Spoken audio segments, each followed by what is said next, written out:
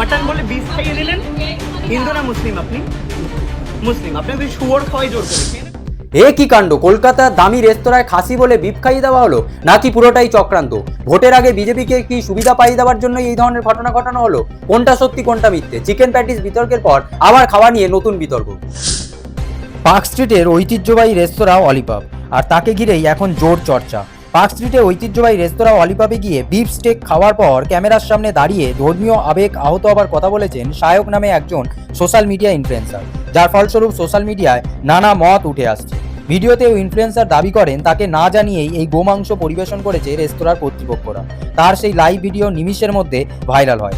এমন অবস্থায় দাঁড়িয়ে শুরু হয়ে যায় নানান আলোচনা সমালোচনা। বস্তুত অলিপাব রেস্তোরাঁ যে বহু দশক ধরে বিফ স্টেকের জন্য পরিচিত তা কলকাতার খাদ্যরসিক মানুষ খুব ভালোভাবেই জানে। এমন অবস্থায় দাঁড়িয়ে বেশিরভাগ অংশই প্রশ্ন তুলতে শুরু করে দিয়েছেন, উনি কি জানতেন না? আর যদি ভুল হয়েও থাকে তাহলে তিনি এখানে ধর্মীয় ভাবে কাজে লাগালেন কেন? তিনি রীতিমতো লিখেছেন, অলিপাব আমাদের গরুর মাংস খাওয়ালো, না বলে গোমাতা খাইয়ে দিল। এটা কলকাতা?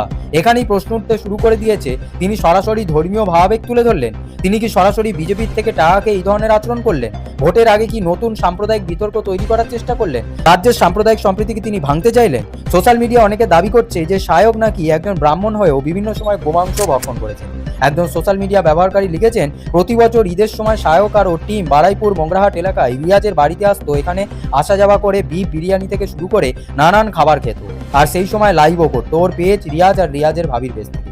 ফলে এখান থেকেই প্রশ্ন উঠতে শুরু করে দিয়েছে যে ব্যক্তি এর আগেও গোমাংস ভক্ষণ করেছে, সেখানে দাঁড়িয়ে আদেও কি এই গোটা ঘটনা নিয়ে কোনো রকম নাটক করা উচিত ছিল? যদিও যে কেউ যা খুশি খেতে পারে, সংবিধান তাকে এই অধিকার দিয়েছে। সংবিধান অনুযায়ী কারোর খাবার ওপর কোনো বাধা নিষেধ নেই।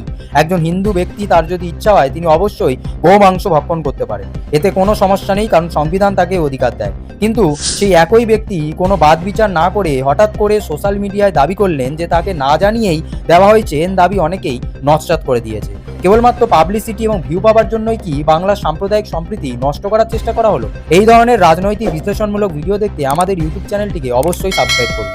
বিভিন্ন সময় আমরা দেখেছি ভারতীয় জনতা পার্টির বেশ কিছু নেতানেত্রী প্রকাশ্যে ধর্মীয় উস্কানি দিয়েছে, অন্যদিকে রাজ্যে ভোট পায় দোরগোড়ায়।